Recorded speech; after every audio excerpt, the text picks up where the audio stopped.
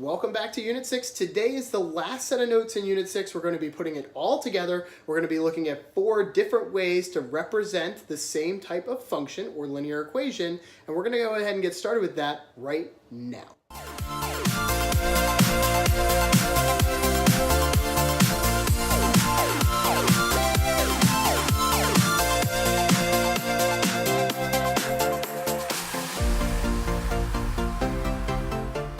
Today we're going to be continuing and finishing up our notes on the functions unit.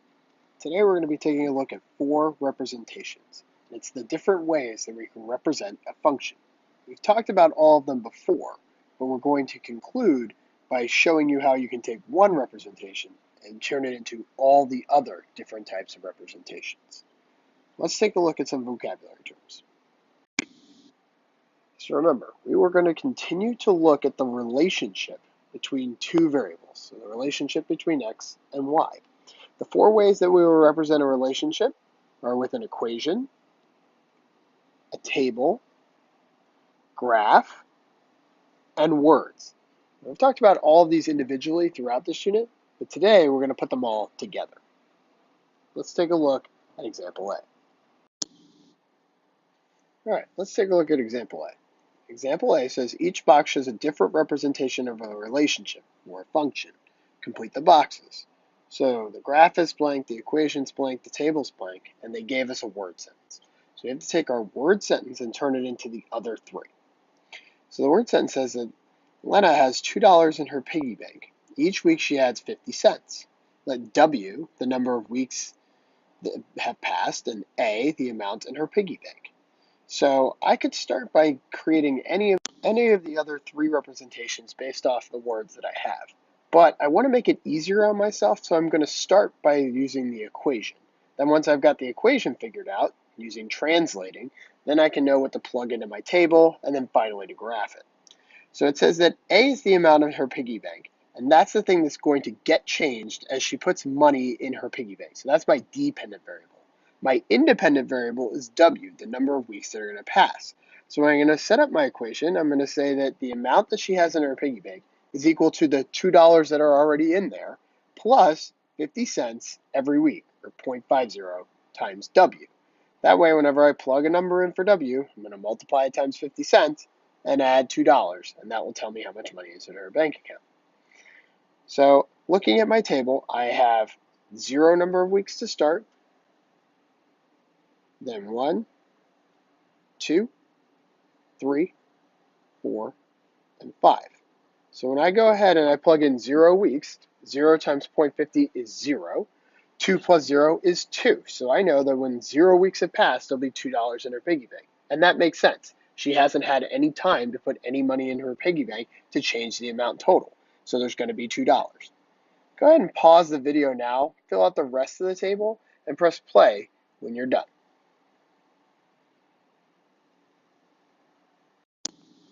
How did you do? You should have added 50 cents every week, so 250, then 3, 350, 4, and 450. All right, so now we've got our points, we can plot them on our graph. So far, we've got 3 of our 4 representations already taken care of.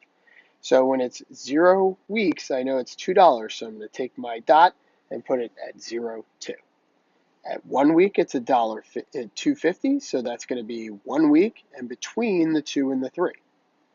3 is, at week 2, it's going to be 3. Then 350, then 4, and then 450. So notice my points made a line, so I know that I have a function and only input has every one output. Now, should I connect my line? Well, that depends on what the question's asking me. If it was just a straight function, the output equals the input, then yeah, I would connect them. But in this case, it's a word problem, and the word problem says that every week she's adding 50 cents.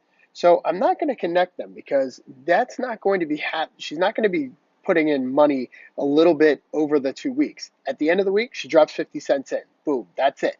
So it's not at any point between week 1 and week 2 like $2.25. There's no time in between there. Okay, it's just $2 to $2.50 to $3 to $3.50. She's only inserting the money at the end of every week, not dribbling it in over time. So the points in between that would be shown by connecting the line don't exist. Let's take a look at the next one. Example B says Jake conducts a science experiment and measures the temperature of the solution every minute. He records his info in the table. So in the table, I have the amount of data every minute that passed and the temperature that was recorded. I'm missing the word sentence, the equation, and the graph. So I have to fill in the other three. Now, again, I can go in any order that I want, but I'm going to go for ease of use. And the easiest thing to do here is to do the graph because I already have the points. So I know that when 0 minutes pass, the temperature is 91 degrees. So I can take a dot and put it at 0 minutes and 91 degrees. I can keep going in this manner. 1, it's 88, and so on and so forth. So pause the video now, graph your points, press play again when you finish.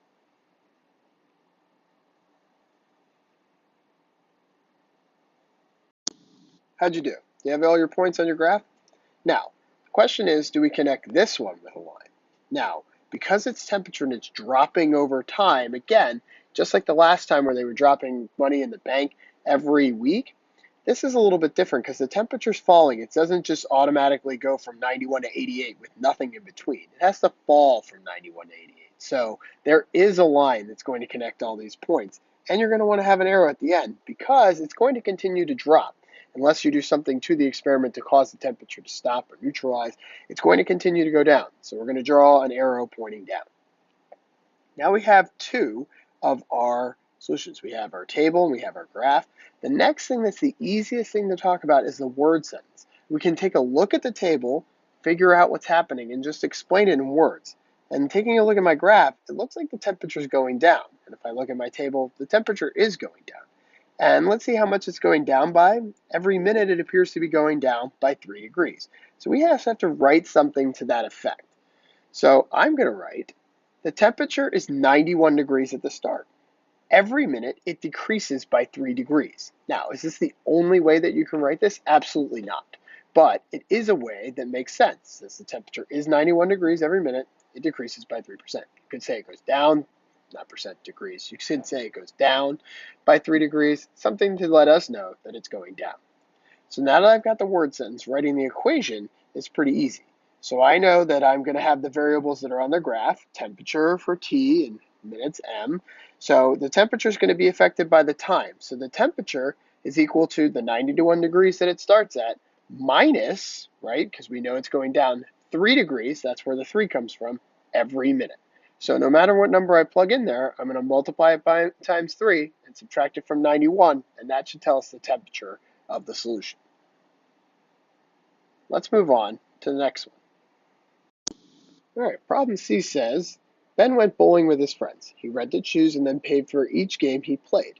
He recorded the info in the graph below. So again, we're given the graph and we have to find the other three. Again, you can use the graph to figure out any of these three, but the easiest way to go is from the graph to the table because the points are already on the graph, so all we have to do is copy them in the table.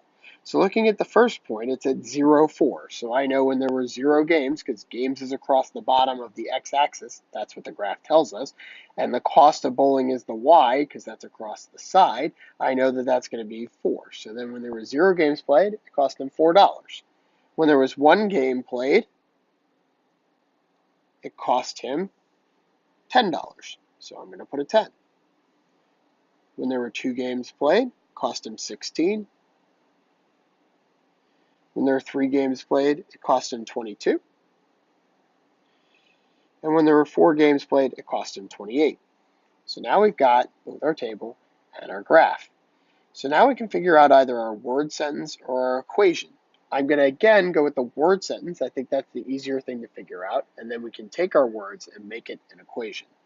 So since I know that when there were 0 games played, it still cost him $4, and it says he rented shoes, the $4 must be for the renting of shoes. Then when 1 game was played, it jumped from 4 to 10. So since I know the $4 were already set aside for paying for the shoes, I just have to figure out how much was left over to pay for that game. And it's 10 minus 4 is 6. And that holds true because the next one it goes again up by 6, goes up by 6, goes up by 6. So every game has to cost $6, and the shoes are going to cost $4. So The cost of bowling is $4 for the shoes and $6 per game played. Again, is this the only way I could have written this? No, there are lots of ways to write this. But this is the way that tells you what's happening.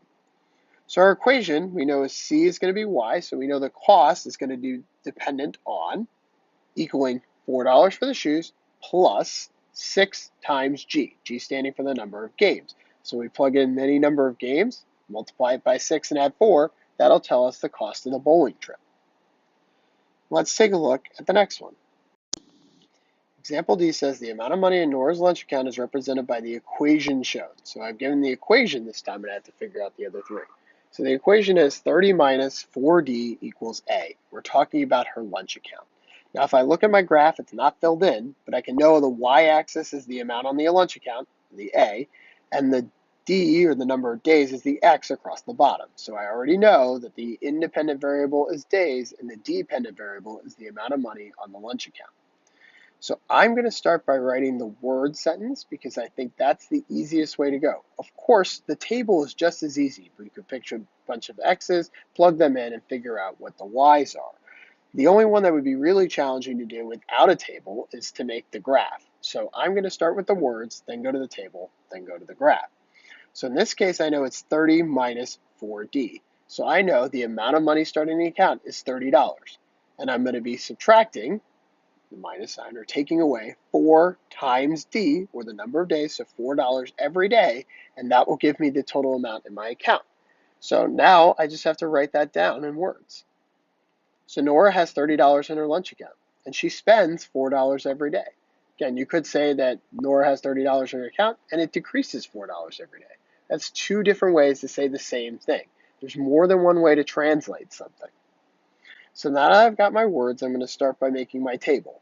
I'm going to start with the number of days being at 0, and then adding 1 day every time. Could I add more than 1 day? Can I count by 2s? Can I count by 3s? Sure, but my graph only goes up to 8, so there isn't any real reason to count by 2s or 3s. So I'm going to count by 1s. So I know on 0 days, if she doesn't buy any lunch, then her account is going to start with $30. And every day it's going to go down by 4. Now I could plug in 1 times 4 and do 30 minus 4 is 26 and so on. But I know how to decrease by 4 every time. So I can do minus 4, minus 4, minus 4, minus 4, minus 4. I end up with my points. So now I just have to plot my points on my graph. Go ahead and pause the video and plot the points on the graph for yourself. Press play to see if you are right.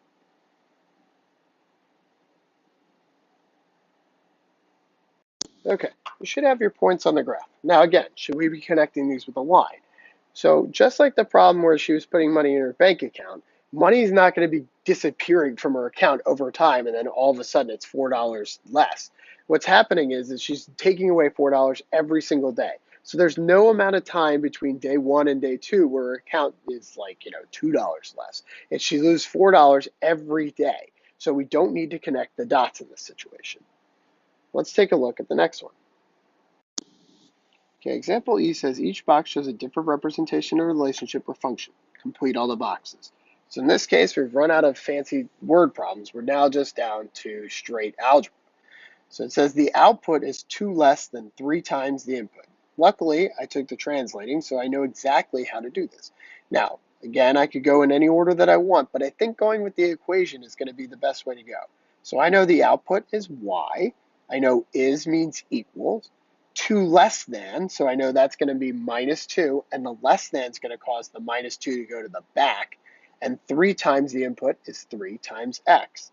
So when I'm done, my equation, the output, y, equals is 2 less than, so notice my minus 2 is in the back, and 3 times the input is 3x, so excellent. So now I've got my equation.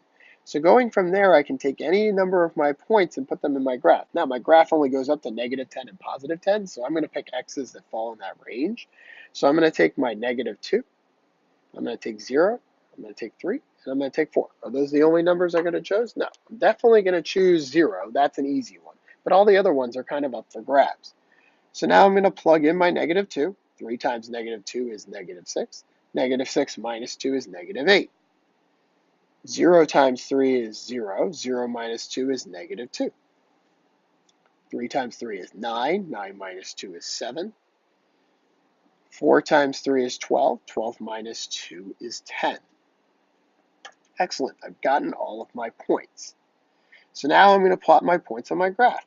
Go ahead and pause the video, plot the points for yourself. Press play again to see if you're right. Okay, got your points on there, and it's looking pretty good that they're in a line. Now, it doesn't give us any special treatment here if we have a word problem, so we don't know whether we shouldn't connect or not. And since we're talking about a linear equation without any special rules, we're going to connect our dots with a line. Remember, we want to have arrows on both ends, just like mine. Now, something that's important to note. It looks as though the points are up 3 and over 1, so our slope does follow through. If we count up from our points and 1 over to the line, our slope is at 3. But also important to note that when I made the x 0, y turned out to be negative 2. And if I take a look at my graph, 0, negative 2, is where the line crossed the y-axis. And in my equation, negative 2 is at the end of my equation after my slope of 3x. It's probably interesting to hold that information in our head and see if that pans out to be the same thing later. So again, at the end of my equation, I had a negative 2. When I plugged in x as 0, y ended up being negative 2, and where the line crossed the y-axis was also negative 2. I wonder if those three things are related. Let's take a look at the next one. So in this example, they gave us the equation, y equals negative x plus 5. So again, we can go in any order that we want. Going in the table would be really easy because we already have the equation. I'm going to start with the words, but that doesn't mean that you have to start with the words. You can start with the table, go to the graph, and then finish up with the words. I'm just going to start with the words to begin with. So I know y stands for input, e equals is negative 1 times x, because I see no other coefficient in front of the x other than that negative sign, plus 5. So my words are the input is 5 more than, so 5 at the end, the input times negative 1. Now again, is that the only way you could have written that? No, I made it harder by saying 5 more than and having the 5 go to the end. But I could have just written, the output is negative x plus 5. That would have been also fine. So let's pick some points. So I'm going to pick negative 2, 0, 3, and 4. You could pick any points that you want. Again, I would stick with between negative 10 and 10. And I would always include my 0. So now I'm going to plug in and see what I get. So negative 2 times negative 1 is 2. 2 plus 5 is 7. 0 times negative 1 is 0. 0 plus 5 is 5. 3 times negative 1 is negative 3. Negative 3 plus 5 is 2. And 4 times negative 1 is negative 4, plus 5 is 1. So now I've got my points. Go ahead and pause the video, plot your points on the graph. When you're done, press play again to see if you're right.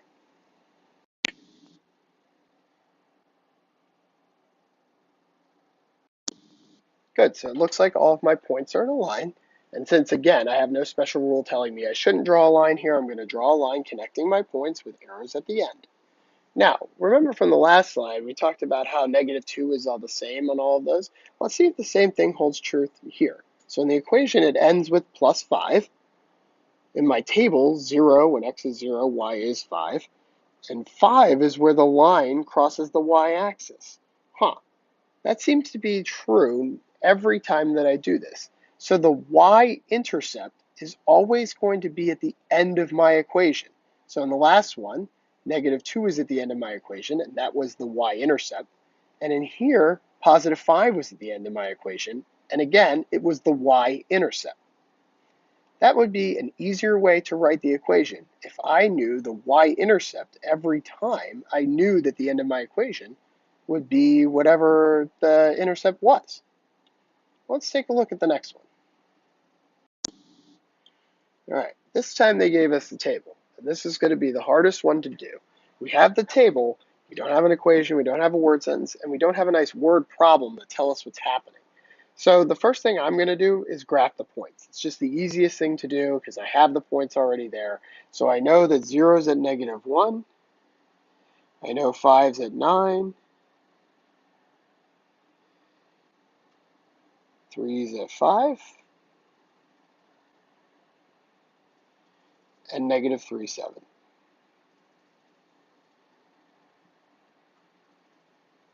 -3, -7. All right, all my points are in a line, so I know that I graphed them correctly. I'm going to bring my line with arrows over. Oh, maybe I didn't graph them correctly. I didn't. 5's at 9, not 5 at 7. All right, there we go. Now my points are all graphed correctly in their line. So now I need to make an equation.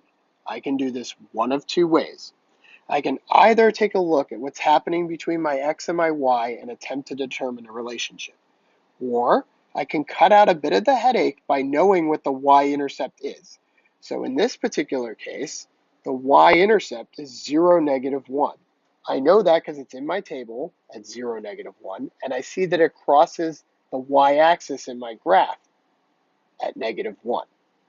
So I know my equation at the end of my equation is going to have y equals something happening to x, and then -1.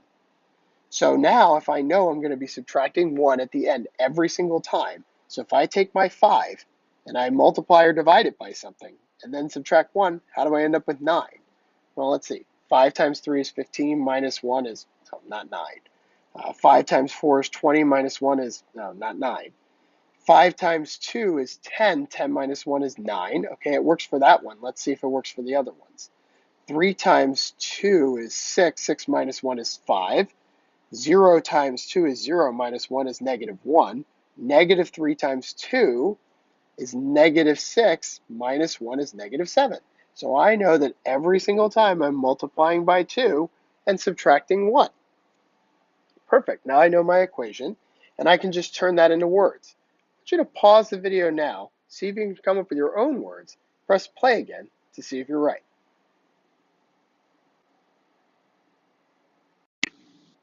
So I said the output is 2 times the input minus 1. Are there other ways to write that? For sure. But as long as yours sort of looks like it would work with mine, you're good to go. Let's try the last one on your own. All right, this one it says, each box shows a different representation of a relationship or a function. Complete the boxes. So this time they've given us the graph. I want you to pause the video and try this one for yourself.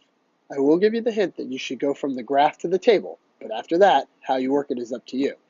When you're done, press play to see if you are right.